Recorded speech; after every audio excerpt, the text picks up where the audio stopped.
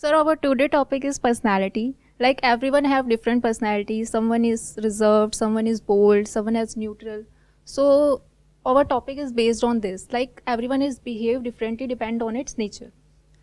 So we want to discuss about it in detail. Personality sir ये होता है the way of thinking, feeling and behaving. तो sir हमारे personality situation के हिसाब से चेंज होता रहता है कि इस एक सिचुएशन में हम एक जैसे हैं, घर पे एक है, बाहर एक है।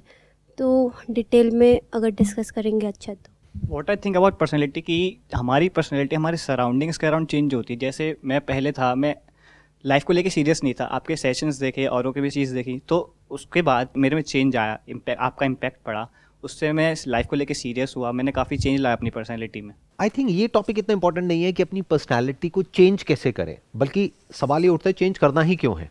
जो आपकी पर्सनालिटी है सो है, उसको बदलना क्यों है। क्योंकि जैसे मैं अब इंट्रोवर्ट हुआ, जैसे कोई इंट्रोवर्ट हुआ और जो एक्सट्रोवर्ट है, इंट्रोवर्ट और एक्सट्रोवर्ट में ज़्यादा एडवांटेज एक्सट्रोवर्ट के पास है ना, क्योंकि वो जो बाहर जाएगा वो आराम से लोगों से बात कर पाएगा, ज़्यादा एडवांटेज उसके पास है। किस चीज़ में आप बात कर रहे हो एडवांटेज है उसके पास में? डेटिंग से रिलेटेड या काम से किसी भी रिलेटेड? चीज़ से रिलेटेड। काम में तो ऐसा कुछ नहीं है, क्योंकि जो एक्सट्रोवर्ट होते हैं उनकी एक बहुत बड़ी प्रॉब्लम भी होती है, वो ज़्यादा बोलने के चक्कर में या ज़्यादा फ्रेंडली होने के चक्कर में अपने बहुत सारे सीक्रेट्स रिवील कर देते हैं। जो भी उनके मन में होता है वो सब बाहर आ जाता है।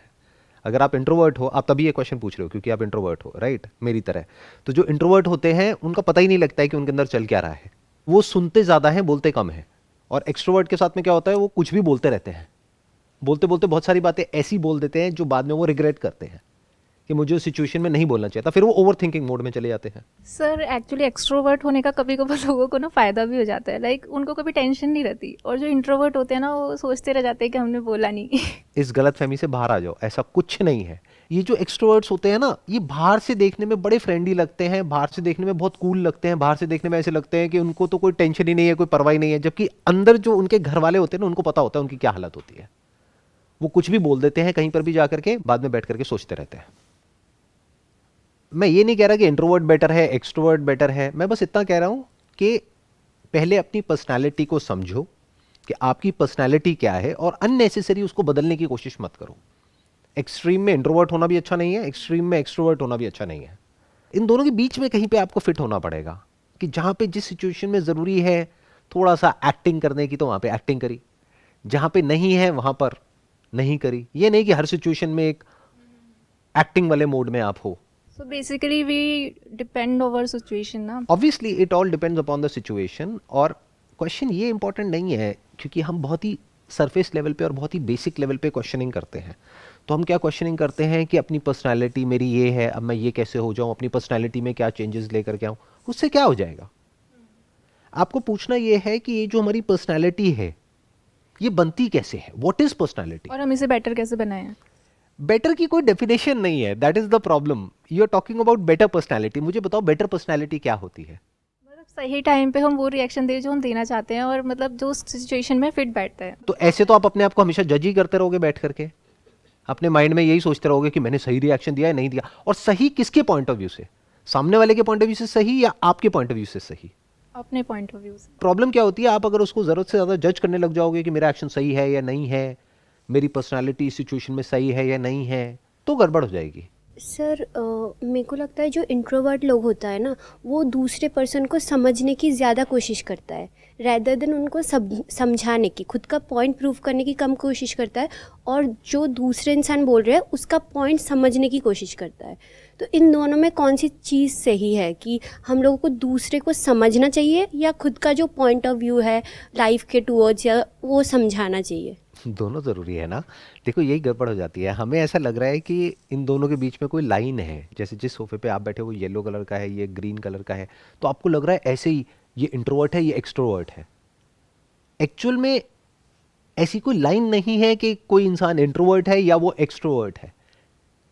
एक ही इंसान कभी इंट्रोवर्ट होता है, कभी एक्सट्रोवर्ट होता है, डिपेंडिंग अपॉन द सिचुएशन। तो आप किसी पे ठप्पा नहीं लगा सकते कि ये इंसान तो इंट्रोवर्ट ही है, ये इंसान तो एक्सट्रोवर्ट ही है।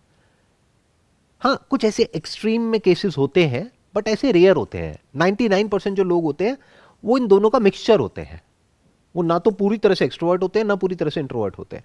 बट ये सब इंपॉर्टेंट नहीं है। इंपॉर्टेंट ये है व्हाट इज पर्सनैलिटी, जिसको हम पर्सनैलिटी कहते हैं वो कैसे बनती है। तो जैसे आपने बोला पर्सनैलिटी कैसे बनती है, उसी के रिगार्डिंग कि जो हमारे सराउंडिंग होता है, जैसा हमारे साथ लोग बिहेव करते हैं या हम जिन चीज़ों को कंज्यूम करते हैं, जिस पॉडकास्ट को, जिस यूट्यूब वीडियो को देखते हैं, उसी के अनुसार हमारी पर्सनैलिटी डेवलप होती है ना। उसी के अकॉर्डिंग आपकी जो पर्सनैलिटी है वो डेवलप होती है, लेकिन ये पर्सनैलिटी भी टाइम के साथ साथ चेंज होती रहती है। फॉर एग्जाम्पल, कोई ऐसी वेब सीरीज देखने लग जाओ जो बहुत ही वायलेंट है, तो आप देखोगे ना चाहते हुए भी आप वायलेंट हो जाओगे, आपकी जो पर्सनैलिटी है वो वायलेंट हो जाएगी, अंदर एक फ्रस्ट्रेशन सी आ जाएगी, आपको पता नहीं लगेगा ये क्या हो रहा है, क्यों हो रहा है। फिर उसके बाद में कोई ऐसी सीरीज देखने लग जाओ जो बहुत ही रोमांटिक है, जैसे कोरियन कुछ शोज हैं, आप लोगों ने देखे हैं? कौन से शोज देखे हैं आपने? उसका हिंदी डबिंग आता है बहुत सारे, हाँ, जैसे हाँ। कि लव एलम। अभी एक आया है recently, Crash Landing on You, वो देखा है? नहीं वो नहीं देखा। हाँ, मैं देखता हूँ। मैं क्या नहीं देखता, सब कुछ देखता हूँ। मेरे को कई बार ना जब ऐसे क्वेश्चंस आते हैं तो मेरे को बड़ा वो लगता है कि यार ऐसा क्यों मेरे से लोग पूछते हैं कि आप ये करते हो, आप ये हो, आप वो, जैसे आप हो वैसे ही मैं हूँ। नहीं, वो ऐसा इसलिए लगता है ना, हमने आपको पूरी तरह से देखा नहीं है ना, हमने बस आपको स्टेज पे देखा है, जैसा आप वीडियोस में दिखता है, बस वही तो हमें यही पता है ना कि आप वैसे ही हो, कि हम भी वैसे बनने की कोशिश करते हैं। हाँ, तो जैसा मैं वीडियो में हूँ वैसा बनने की कोशिश मत करो। वैसे तो मैं वीडियो में भी जितना हो सके वैसा ही रहता हूँ जैसा मैं एक्चुअल में हूँ, फिर भी कहीं ना कहीं थोड़ा बहुत तो कुछ मिलावट हो ही जाती है। कैमराज लगे हुए हैं, आप लोग बैठे हो, कुछ डिस्कशन हो रहा है, हम पहली बार मिले हैं, तो थोड़ा बहुत तो कहीं ना कहीं पर्सनालिटी में चेंज आ ही जाता है। जैसा मैं अपने घर में हूँ, अपनी फैमिली के साथ में हूँ, वैसा आपके साथ में नहीं हो सकता। बट समझने वाली बात क्या है यहाँ पर, जैसे आप हो वैसा ही मैं हूँ, वैसे ही सब है। कभी अपने माइंड में ये मत इमेजिन करने लग जाना कि वो इंसान तो अलग है हम सब से, या उसमें कुछ खास है, उसमें ये है, उसमें वो है। अरे कुछ नहीं है। पहले समझो कि ये पर्सनालिटी क्या होती है, ये कैसे बदलती है, और इसको कैसे आप एक स्ट्रक्चर में फिट नहीं कर सकते हो। यानी ये नहीं कह सकते हो कि मेरी पर्सनालिटी ऐसी है, क्योंकि आपकी पर्सनालिटी भी दिन के अलग अलग टाइम पे अलग अलग होती है, अलग अलग दिन अलग अलग होती है, हर रोज बदलती है, हर सिचुएशन में बदलती है। तो पर्सनालिटी अगर होनी ही है तो ऐसी होनी चाहिए, यानी डायनामिक होनी चाहिए। मतलब हमें एक सेम पैटर्न फॉलो नहीं करना, हमें हर बिल्कुल नहीं जगह- करना चाहिए। Same pattern is boring. देखो अपने अंदर झांक करके कि किस तरीके से चीजें बदल जाती हैं। जो भी आप खुद को समझते हो कि मैं तो ऐसी हूं, कुछ ऐसा कंज्यूम करने लग जाओ, कुछ ऐसा कंटेंट जो आपकी उस पर्सनालिटी से दूर दूर तक मैच नहीं होता है, एकदम से आप देखोगे सब बदल गया। तो पहले पर्सनालिटी के इस पूरे के पूरे स्ट्रक्चर को समझो। पर्सनालिटी के सेंटर में क्या है? Person. What is a person? आप जिसको भी पर्सन कहते हो वो पर्सन क्या है? एक है एक्सटर्नली, एक है इंटरनली। दोनों पर्सनालिटी का पार्ट है, आउटर एंड इनर। आउटर मतलब क्या? बाहर से आपकी लुक्स कैसी है, कैसे आप अपने आप को प्रेजेंट करते हो, कैसे बोलते हो, कैसे उठते हो, कैसे बैठते हो, आपकी बॉडी लैंग्वेज कैसी है, आपकी वे ऑफ ड्रेसिंग कैसी है, ये सब कहाँ है? Outer personality. This is good for creating a first impression. This is good for creating something pleasing. मतलब अब आप यहां पर आ जाओ, बैठे हो और बाल सारे मेसी से हुए पड़े हैं और गंदे से हुए पड़े हो, नहाए नहीं हो कई दिनों से, बदबू आ रही है। मैं ये नहीं कह रहा कि आ रही है, आ सकती है आप लोगों के अंदर से। तो माइंड में मेरे आते ही यहां पे सबसे पहला इंप्रेशन क्या पड़ेगा कि अनकॉन्शियसली मेरा ध्यान उस इंसान की तरफ से एकदम से हट जाएगा। मैंने इधर हाथ किया लेकिन इधर मतलब नहीं है, हाँ, तो उस इंसान की तरफ से मेरा ध्यान एकदम से हट जाएगा, मेरा ध्यान कहीं और रहेगा। आप समझ रहे हो क्या हो रहा है? तो ये जो पर्सनालिटी है, आउटर, ये भी इंपॉर्टेंट है, इनर भी इंपॉर्टेंट है। इनर लॉन्ग टर्म में आप क्या करने वाले हो, क्या अचीव करने वाले हो, आपकी रिलेशनशिप कैसे होने वाली है, वो इनर पे बहुत मैटर करने वाला है। शॉर्ट टर्म में जो अट्रैक्शन है, फर्स्ट इंप्रेशन है, वो सब आउटर पे डिपेंड करता है। बट ये इनर पर्सनालिटी क्या है उसको समझना जरूरी है। लाइफ में सबसे इंपॉर्टेंट ये है। अगर इसको आप समझ जाते हो ना, जो इनर हमारी पर्सनालिटी है, जो पर्सन है, इनर जो पर्सन है, ये जो पूरा का पूरा हमारा साइकोलॉजिकल स्ट्रक्चर है, इसको आप समझ जाते हो और आपको समझ आ जाता है ये कैसे बदलता है, कब बदलता है, और उसको आप ऑब्जर्व कर पाते हो, देख पाते हो, then you are in for something very very interesting in life. क्योंकि अब आप इसमें जा करके ना स्टक नहीं होगे। नहीं तो लोग क्या है, वहां पर जा करके स्टक हो जाते हैं। मैं ऐसा क्यों सोच रहा हूं, मैंने ऐसा क्यों बोला, मैंने ऐसा क्यों किया, वैसा क्यों किया। अरे हर एक के पीछे एक रूट होता है, वो रूट हमें नजर नहीं आती है। जैसे एक पेड़ होता है, उसकी जड़ें अंदर है ना, नजर नहीं आ रही ना, तो उसकी एक रूट है। वो रूट है कहीं ना कहीं जो भी आपके एक्सपीरियंसेस हैं बचपन से आज तक जो आपने एक्सपीरियंस किया है, उस सब ने मिल करके आपकी पर्सनैलिटी को बनाया है, कॉन्शियस सबकॉन्शियस। स्पेशली जो बचपन में हुआ है आप लोगों के साथ में, बचपन में क्या आपके माँ बाप ने आपकी बहुत ही अच्छे से केयर करी है, या फिर बहुत ही एग्रेसिव आपने एक माहौल देखा है अपने घर में, ये सब आपकी पर्सनैलिटी को शेप कर रहा है। क्या आपने अपने माँ बाप की लड़ाइयाँ देखी है, क्या उनकी एक अच्छी रिलेशनशिप देखी है, या फिर बस ये देखा है कि सब बेकार है? तो ये सब आपकी पर्सनैलिटी का हिस्सा है, बट ये सब अनकॉन्शियस लेवल पर है, जिसको सबकॉन्शियस भी बोलते हैं।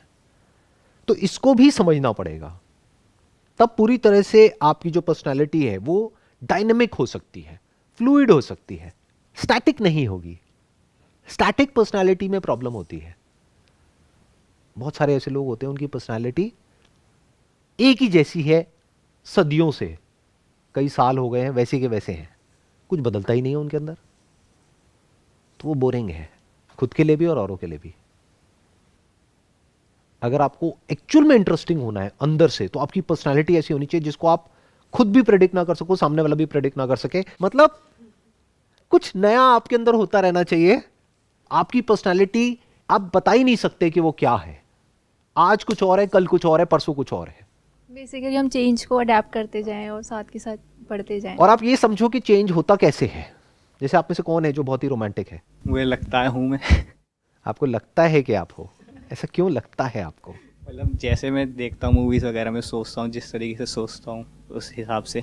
आप? सर मुझे तो लगता है मैं हूँ, क्योंकि मैं मतलब ज़्यादातर रोमांटिक सीरीज़ ही देखती हूँ। आप? सर कभी सोचा नहीं। शर्मा गए। कैमरास लगे हुए हैं, क्या ये क्वेश्चन पूछ लिया सर? हम तो यहाँ पे आए थे पर्सनालिटी डेवलपमेंट की बात कर दें, इंट्रोवर्ट क्या होता है, एक्सट्रोवर्ट क्या होता है, ये कैसा क्वेश्चन पूछ लिया सर आपने? और वो भी कैमरे में, मेरे माँ बाप देखने वाले हैं। आप कह रहे हो मैंने सोचा नहीं, आप कह रहे हो मैं हूँ, आप कह रहे हो मैं हूँ, तो कुछ ऐसा देख लो जो उसका बिल्कुल अपोजिट है। अगर कुछ हम लोग रोमांटिक सीरीज़ या कुछ भी ऐसा सीरीज़ देख लेते हैं तो वैसे हम बन जाते हैं, बट वो ज़्यादा टाइम तक नहीं टिकता है। वो Right. एक पर्टिकुलर टाइम तक ही हम लोग रहते हैं, फिर हम लोग कुछ ऐसे जगह पे चले जाते हैं जो हम लोगों का बेसिक नेचर है। तो ये बेसिक नेचर कौन सा होता है सर? मतलब बेसिक नेचर हमारा जानवरों वाला होता है, बंदरों वाला होता है, एनिमल इंस्टिंक्ट बोलते हैं उसको। बायोलॉजिकली अगर आप देखोगे तो हम में और चिंपैंजीज में ज्यादा फर्क नहीं है। आपको क्या लग रहा है अपने आप को हम इतना ज्यादा वो क्यों समझते हैं, अपना ग्लोरीफाई क्यों करते हैं अपने आप को इतना? हमको पता है क्या लगता है कि हमारा एक बेसिक नेचर है जो बिल्कुल यूनिक है और वो बहुत अच्छा है, ये है वो है। मैं बता रहा हूं बिल्कुल बंदरों जैसा है हमारा बेसिक नेचर। जो भी बंदरों की लाइफ में इंपॉर्टेंट होता है वही आपकी और मेरी लाइफ में इंपॉर्टेंट है। ये है हमारा बेसिक नेचर। तो सर लोग ऐसा क्यों बोलते हैं कि मतलब अपने बेसिक नेचर जो है वो कभी चेंज नहीं होता है, लाइक वो रहता है, बट हम लोग कुछ देख लेते हैं, कुछ सुन लेते हैं, कहीं से कुछ पढ़ लेते हैं, आपके सेशन देख ले तो ऐसे जैसे कि मोटिवेट हो जाता है, बट वो एक टाइम तक ही रहता है। फिर हम लोग कुछ वापस से अपने पुराने जो पर्सनैलिटी है उसमें फिर से वापस चले जाते हैं, तो वो ज़्यादा टाइम तक नहीं टिकता है जो भी पर्सनैलिटी हम लोग अडॉप्ट करते हैं वो। ये जो पर्सनालिटी है पहले इसको समझो ये क्या है। At a very fundamental level हम में और जानवरों में कोई फर्क नहीं है। ये हो गया हमारा बेसिक नेचर, ये हो गई सबसे इनर लेयर ऑफ पर्सनालिटी। इसको आप चेंज नहीं कर सकते, ये मरते दम तक रहने वाली है। प्यास लगेगी तो आप पानी के लिए तड़पोगे, भूख लगेगी तो लगेगी, अंदर एग्रेशन है तो है। ये मत समझ लेना कि वो एग्रेशन खत्म हो जाएगा। तो हमारे जो एनिमल इंस्टिंक्ट्स हैं वो अंदर ही हैं, दबे हुए हैं, बट ऊपर हम एक ऐसी कवरिंग चढ़ा देते हैं, मतलब एक प्रोडक्ट है अंदर जो एक्चुअल में अंदर से जानवर है, उसके ऊपर पैकेजिंग कर दी इंसान की, तो हमें लगने लग गया कि हम इंसान हैं। इंसान is just a word, just a thought. Actual में हम जानवर ही हैं अंदर से। सबसे पहले तो ये समझना है। तो ये हो गई सबसे अंदर वाली लेयर, ये आप एक्चुअल में हो। अगर अभी आप कोई कंटेंट कंज्यूम ना करो, कुछ ना करो, आपको किसी जंगल में ले जा करके छोड़ दिया जाए, तो वहां पे आपका ये सारा जो ऊपर ऊपर की लेयर्स है ना कि मैं वेजिटेरियन हूं, नॉन वेजिटेरियन हूं, सब निकल जाएगा। नॉन वेजिटेरियन वेजिटेरियन बन जाएगा, पत्ते खाने लग जाएगा, और वेजिटेरियन नॉन वेजिटेरियन बन जाएगा। At a very fundamental level, at a very basic level, जो हम हैं अंदर से वो बिल्कुल एक बंदर के जैसे है। ये पहले समझना है। उसके बाद एक लेयर आती है, जैसे बचपन में आपकी परवरिश हुई है, बचपन में जो भी आपके एक्सपीरियंसेस हैं बचपन में जो भी आपने देखा है, सुना है, वो बहुत ही डीपली रूटेड है। बचपन से रिलेटेड बहुत सारी ऐसी यादें अंदर पड़ी हुई हैं जो हमें याद भी नहीं है, लेकिन वो बहुत गहरी छाप छोड़ गई है हमारे अंदर। उसको आप बोल सकते हो अनरिजॉल्व्ड कॉन्फ्लिक्ट्स। हो सकता है आपके अंदर एंगर हो, फ्रस्ट्रेशन हो, डिसअपॉइंटमेंट हो अपने पेरेंट्स को लेकर के, अपने भाई बहन को लेकर के, या बचपन में कुछ आपके साथ में ऐसा हुआ है उस पर्सन को लेकर के। तो जब तक उसको रिजॉल्व नहीं कर लेते तब तक fundamentally at a deeper level आपकी पर्सनालिटी चेंज नहीं होगी। ऊपर ऊपर लेवल पे हो जाएगी, मेरी बातें सुनोगे करोगे, अंदर से नहीं होगी। उस कॉन्फ्लिक्ट को रिजॉल्व करना पड़ेगा। ये आ गई हमारी दूसरी लेयर। इसके बाद में एक तीसरी लेयर आती है जो टीनेज में आपने किया है, टीनेज में देखा है, सुना है। क्योंकि उस वक्त क्या होता है कि हम इस दुनिया को समझ रहे होते हैं। अभी इस एज ग्रुप में प्रॉब्लम क्या होती है, 25 साल के आसपास में हमें यह लगने लग जाता है कि हमें तो सब पता है। ऐसा क्या है जो आपको नहीं पता है? अगर मैं पूछता हूं लाइफ के बारे में, आप कहोगे हाँ मुझे पता है। टीनेज में कुछ भी नहीं पता है। बचपन में तो आप बिल्कुल ही बुद्धू हो, तो आप सिर्फ देख रहे हो, ऑब्जर्व कर रहे हो, मतलब निकालने की कोशिश कर रहे हो, आपको कुछ समझ ही नहीं आ रहा है। तो जो आसपास में दिख रहा है वही आपके लिए मतलब है दुनिया का। तो मतलब कहां क्रिएट हो रहा है आपके माइंड में? बचपन में। टीनेज में क्या हो रहा है? टीनेज में अभी आपके लिए सब कुछ नया है, सब कुछ फ्रेश है, तो आप सब कुछ ही कंज्यूम कर रहे हो। हर तरह का कंटेंट, हर तरह की बातें। कोई आपके माइंड में आइडल क्रिएट हो जाता है, किसी की तरफ आप अट्रैक्ट हो जाते हो, कहीं कुछ हो जाता है, कहीं कुछ हो जाता है। तो उसकी वजह से क्या होता है कि माइंड में एक तीसरी लेयर क्रिएट हो जाती है। क्लियर हो गया? ये पहली लेयर कौन सी हुई? जानवरों वाली, फंडामेंटली बायोलॉजिकल लेयर। उसके बाद में एक साइकोलॉजिकल लेयर आई, जिसमें बचपन में जो कुछ हुआ है आपके साथ में, कि आपको किस तरीके से हक किया गया है, किस तरीके से आपको टच किया गया है, बहुत सारी चीजें उसके अंदर आ जाती है। तो वो बचपन में बनती है दूसरी लेयर। तीसरी लेयर बनती है टीनेज में। फिर एक चौथी लेयर आती है जो इस एज में आकर के बनती है, 20-25 साल की एज में। ये चेंज होती रहती है, आज कुछ और, कल कुछ और। बट फंडामेंटली वो जो 3 लेयर जिसकी मैं बात कर रहा हूं वो नहीं बदलती है। उस लेयर में भी जो कुछ अच्छी मेमोरीज पड़ी हुई हैं वो प्रॉब्लम नहीं है, बट जो अनरिजॉल्व्ड कॉन्फ्लिक्ट्स हैं, ऐसी चीजें हैं जो आपको आगे बढ़ने से लाइफ में रोक रही है, या आपको किसी वजह से तंग कर रही है और आपको खुद ही नहीं पता है कि आप क्यों परेशान हो, क्यों दुखी हो। तो वो उस लेयर में जाना पड़ेगा। इसीलिए आप किसी थेरेपिस्ट के पास जाओगे, किसी साइकोलॉजिस्ट के पास जाओगे, तो वो सबसे पहले आपके बचपन से शुरू करेगा या करेगी, समझना शुरू करेंगे। अच्छा, बचपन में आपकी रिलेशनशिप्स, फिर टीनेज, वहां पर जा करके उसको सही मीनिंग देना होगा। बचपन में हो सकता है आपने गलत मीनिंग दे दिया है चीज़ों को, टीनेज में आपने गलत मीनिंग दे दिया और वो मीनिंग अभी तक चल रहा है, क्योंकि कभी आपने बैठ करके क्वेश्चन ही नहीं किया कि वो मीनिंग सही है या गलत है। यहां तक क्लियर हो रहा है ना? तो उस मीनिंग को ठीक करना होगा। फॉर एग्जाम्पल, अगर अपने पेरेंट्स से रिलेटेड कुछ मेजर इश्यूज हैं तो उस मीनिंग को चेंज करना होगा कि अरे वो दोनों भी तो इंसान है। ऐसा क्यों समझते हो कि आपके जो पेरेंट्स हैं वो सुपरमैन है और सुपर वुमेन है? उनको इस पेडेस्टल पे क्यों बिठा देते हो? फिर खुद ही डिसअपॉइंट हो जाते हो। सर, पेरेंट्स बहुत टाइम है कि समझते नहीं है हमारे जो प्रॉब्लम है, समझने की कोशिश नहीं करते। तो मतलब वो भी प्रॉब्लम होता है, उससे भी आपको तकलीफ होता है कि क्यों नहीं समझ रहे हो। तो आप जब समझाने की कोशिश कर रहे हो उन लोगों को, तो उस हिसाब से भी अपने पर्सनैलिटी चेंज होते रखते हैं। और तुम डिप्रेस रहते हो, यार कैसे समझे हमारे पेरेंट्स। तो सर उन चीज़ों को भी कैसे, कि अपने पेरेंट्स को कैसे समझाया जाए जो हम सोच रहे हैं। ये इम्पॉर्टेंट नहीं है। इम्पॉर्टेंट ये है कि पहले आप समझो, क्योंकि अब आप 18 साल से ऊपर हो। अगर तो आपकी एज होती 12-13 साल तो मैं बात करता कि ठीक है आपके पेरेंट्स आपको नहीं समझ रहे, बुलाओ अपने पेरेंट्स को, उनसे बात करते हैं। बट अब तो आपकी एज 18 से ऊपर है। आइडियली तो अब आपको अपना घर छोड़ करके बाहर कहीं रहना चाहिए, जैसे और कंट्रीज़ में होता है। बट यहाँ पर तो ऐसा है ही नहीं। यहाँ पर तो हम 25 साल के हो जाते हैं, अपने पेरेंट्स के ऊपर बोझ बन करके रहते हैं। उन्हीं के घर में हैं, वही खिला रहे हैं, वही पिला रहे हैं। और बहुत सारे लोग तो कुछ करते भी नहीं हैं, उनको फाइनेंशियली सपोर्ट तक नहीं करते हैं। तो अब थोड़ा इंडिपेंडेंट माइंडसेट अपना हमको क्रिएट करना है। वो क्या है कि हमें पेरेंट्स को नहीं समझाना है, हमें पेरेंट्स को समझना है, उनके स्टैंड पॉइंट को समझना है कि उनका क्या बैकग्राउंड है, क्या उन्होंने लाइफ में फेस किया है, किस किस तरीके से जो भी उन्होंने हमारे साथ किया वो क्यों किया, या अभी जो कर रहे हैं वो क्यों कर रहे हैं। अगर हम उनकी जगह होते तो एग्जैक्ट वही करते जो वो कर रहे हैं। अगर ये आप समझ जाते हो तो पर्सनैलिटी से रिलेटेड जितने भी कॉन्फ्लिक्ट्स हैं वो सब रिजॉल्व हो जाते हैं। हम लोग समझाए या समझे पेरेंट्स को? दोनों करना पड़ेगा, बट उनको समझाने से पहले उनको समझना तो पड़ेगा ना। अगर आप मुझे कुछ समझाना चाहते हो तो पहले मुझे समझना पड़ेगा ना। फॉर एग्जाम्पल, अगर मैं एक सेल्समैन हूं, मैं आपको कोई प्रोडक्ट बेचना चाहता हूं, तो पहले मुझे क्या करना पड़ेगा? उस प्रोडक्ट को समझाना पड़ेगा या पहले आपको समझना पड़ेगा? पहले तो प्रोडक्ट को समझना पड़ेगा कि क्या है, ठीक है, पहले मुझे अपने प्रोडक्ट को समझना पड़ेगा, उसके बाद क्या करना पड़ेगा? फिर मुझे समझना पड़ेगा कि हमको चाहिए कि नहीं वो प्रोडक्ट। एग्जैक्टली मुझे पहले आपको समझना पड़ेगा, बाद में उस प्रोडक्ट को समझाना पड़ेगा। और प्रोडक्ट को समझाने के लिए मुझे भी प्रोडक्ट समझ आना चाहिए ना। तो अब यहां पे दो काम आ गए, पहले उनको समझो, उनको समझने से पहले खुद को समझो। ना तो हम खुद को समझते हैं, बस हमें लगता है कि हाँ हम खुद को समझते हैं, खुद के थॉट्स को समझते हैं।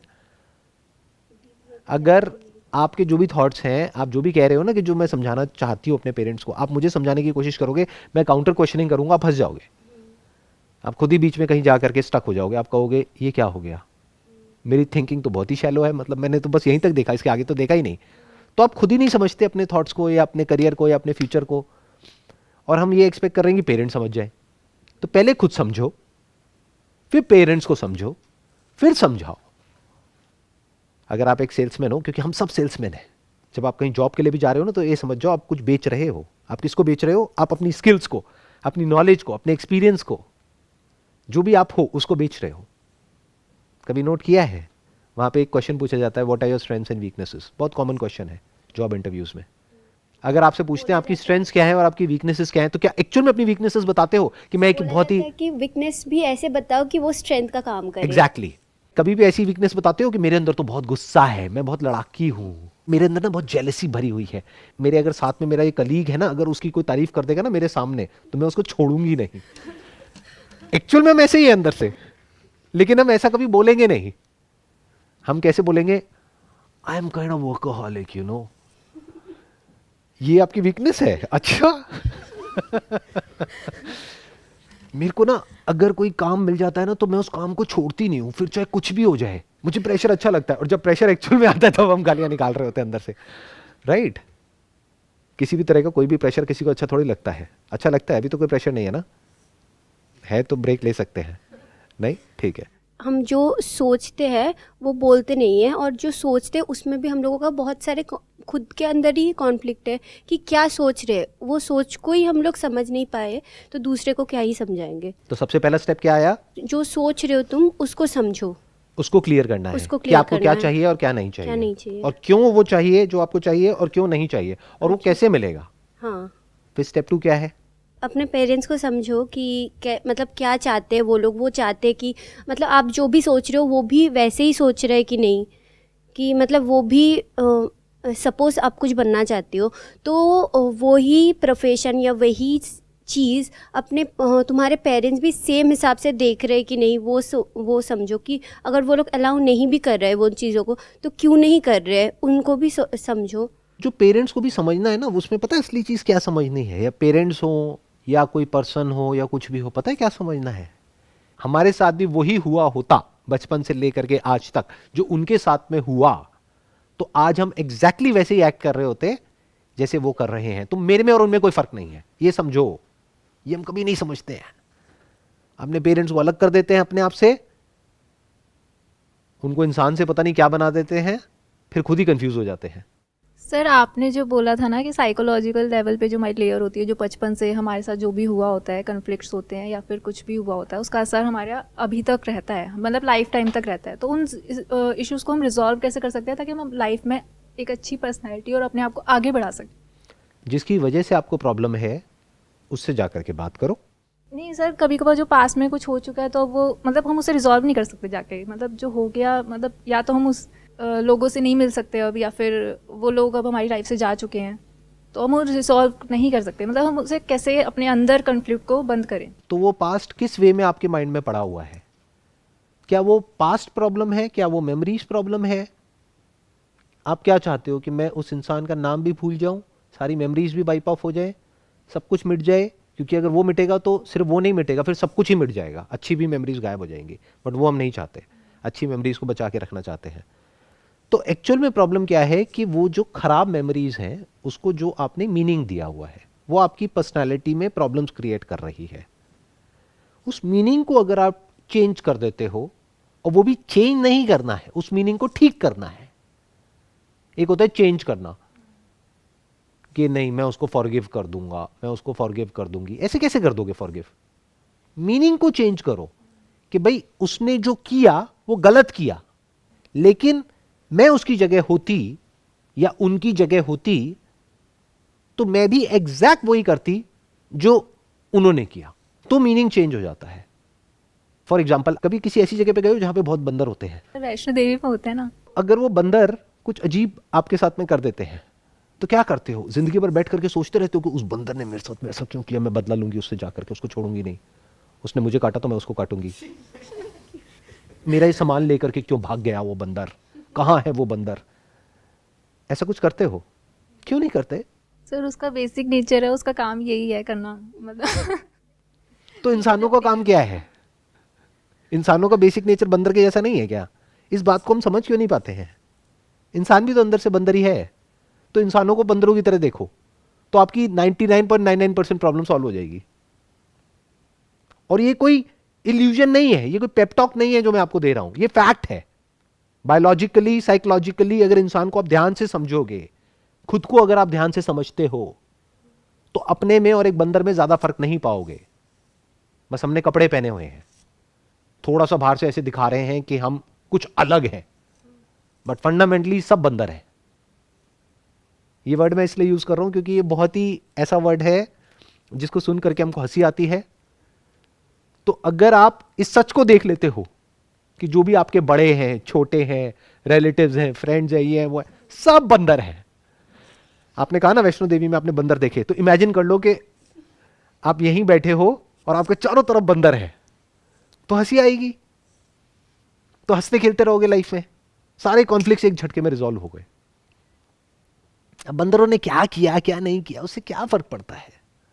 और सिर्फ वो बंदर नहीं है, कहीं अपने आप को ये मत समझने लग जाना कि मैं उन बंदरों की भगवान हूं, आप भी बंदर हो। इसलिए आए थे इस सेशन में।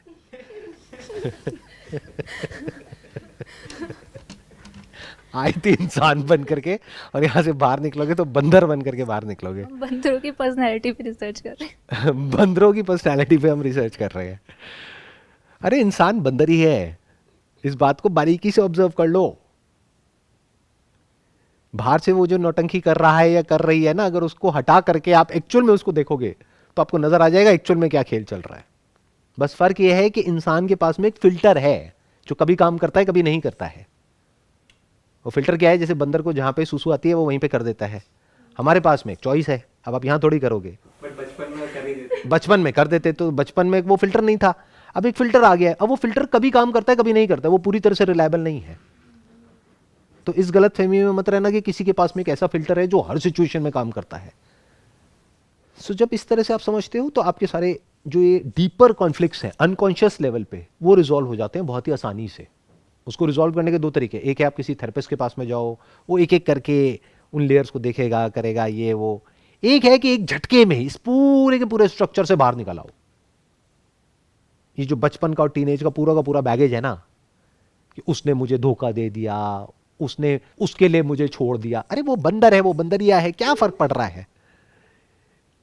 क्यों इतना सेंटी हो रहे हो? आगे बढ़ो लाइफ में और किसी बंदरिया को देखो। उसको देखने से पहले खुद शीशा देखो। आज रात को आपको बंदरों के सपने आएंगे। तो आज हमने जो भी कुछ किया इस ब्रेनस्टॉर्मिंग सेशन में, अगर उसको सम अप करना हो तो वो क्या होगा कि हमारी फंडामेंटली जो एक लेयर है, जो बेसिक नेचर जिसकी आप बात कर रहे थे, बेसिक पर्सनैलिटी हमारी जो है वो एक जानवर वाली है एट अ बायोलॉजिकल लेवल। उसको आप चेंज नहीं कर सकते। उसके ऊपर एक फिल्टर है जो कभी काम करता है कभी नहीं करता है। मैं सबकी बात कर रहा हूं, चाहे आप इंडियन हो, चाहे अमेरिकन हो, चाहे यूरोपियन हो, व्हाटएवर इट इज, मैं सबकी बात कर रहा हूं, इंसानियत की बात कर रहा हूं। उसके ऊपर एक लेयर है जो बचपन में आपके साथ में हुआ है, टीनेज में हुआ है, वो प्रॉब्लम नहीं है। वहां पे जो ट्रॉमाज हैं वो प्रॉब्लम है ना, वहां पे जो हर्ट है वो प्रॉब्लम है ना, वहां पे जो गिल्ट है वो प्रॉब्लम है ना।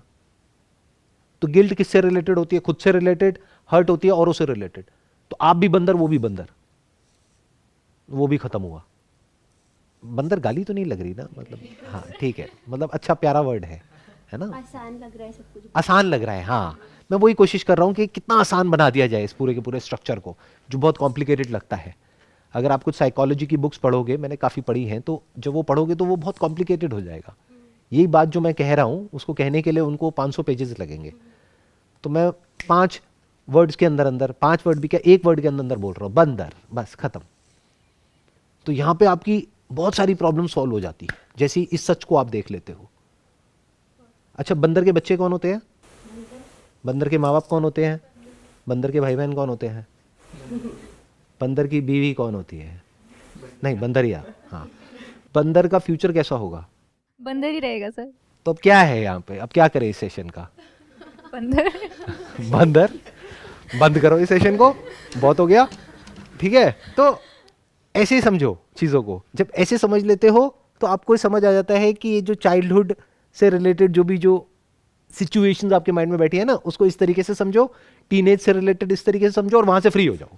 तो आप पास्ट से फ्री हो गए, अब क्या बचा रह गया? Present.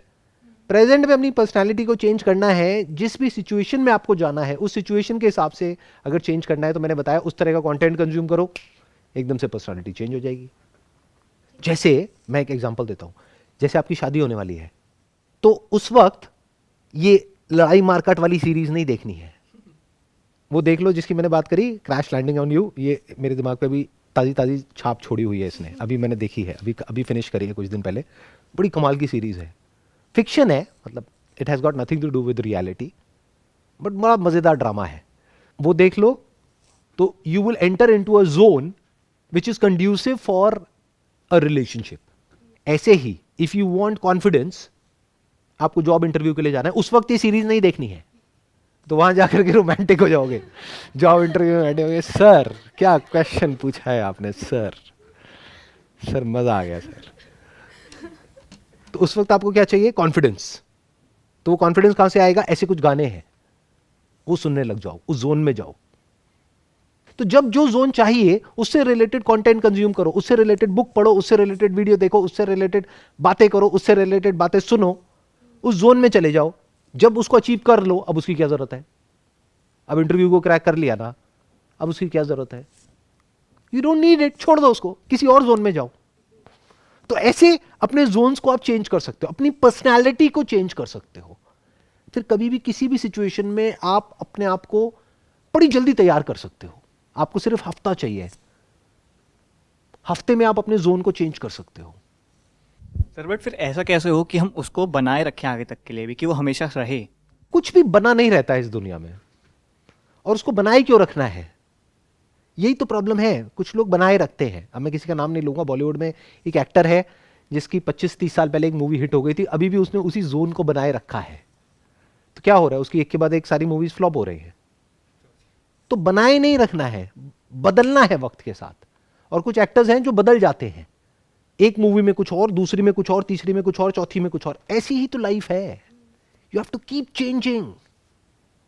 I hope that sums up the entire conversation जो भी आज हमने यहां पर करी है। It was pleasure talking to you and it was pleasure meeting all of you. Thank you so much.